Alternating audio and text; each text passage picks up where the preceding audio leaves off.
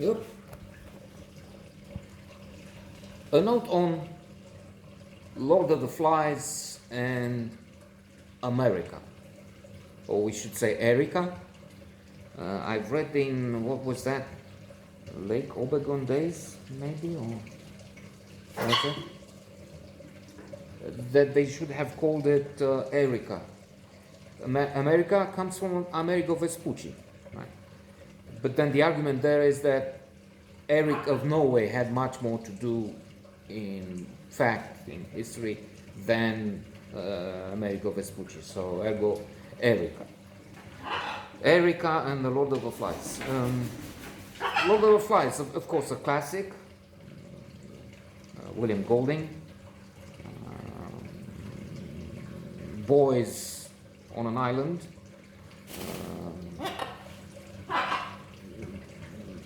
In a way, science fiction because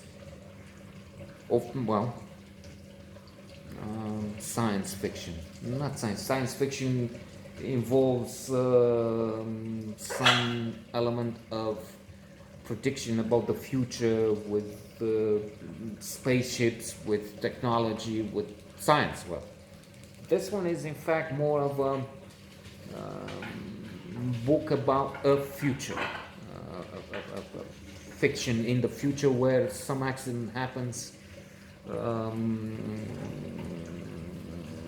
calamity, maybe a nuclear attack or something, and these boys are stuck on an island, and there's havoc, there's competition, there's fierce battle. There are no girls because I've listened to an interview with William Golding, and he says that he has been in houses with boys, so he knows more about boys, not so much about girls, how they would react. And plus, if there would be girls and boys, sex would rear its head, and there would be another situation that probably what he had in mind, something like that, horizontal. But more importantly, William Golding talks about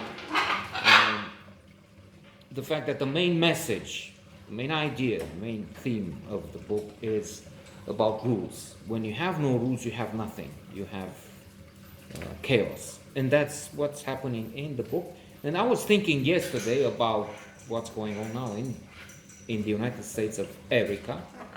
And this idea of you have no rules, you have nothing. Because they're playing against the rules. They're planning on scrapping the rules. Today they have elections in Georgia, and we'll see if the Democrats win the Senate,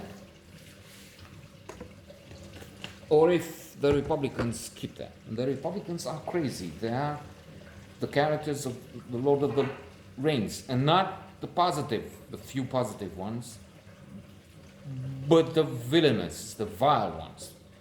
Not all. You have,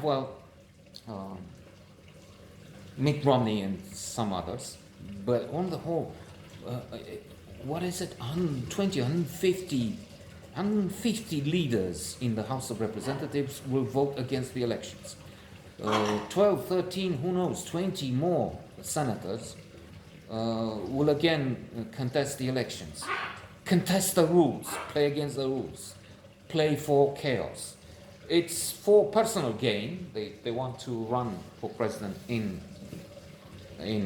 2024, 28. Who knows? Some of them are young, later than that also. And they play to this group of fanatics, of idiots.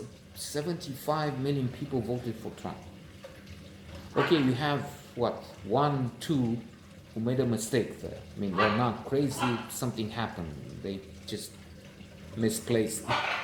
But the rest are just, in the words of brave, intelligent, should have been president instead of the idiot, the very stable genius, as he calls himself, Hillary Clinton, deplorables.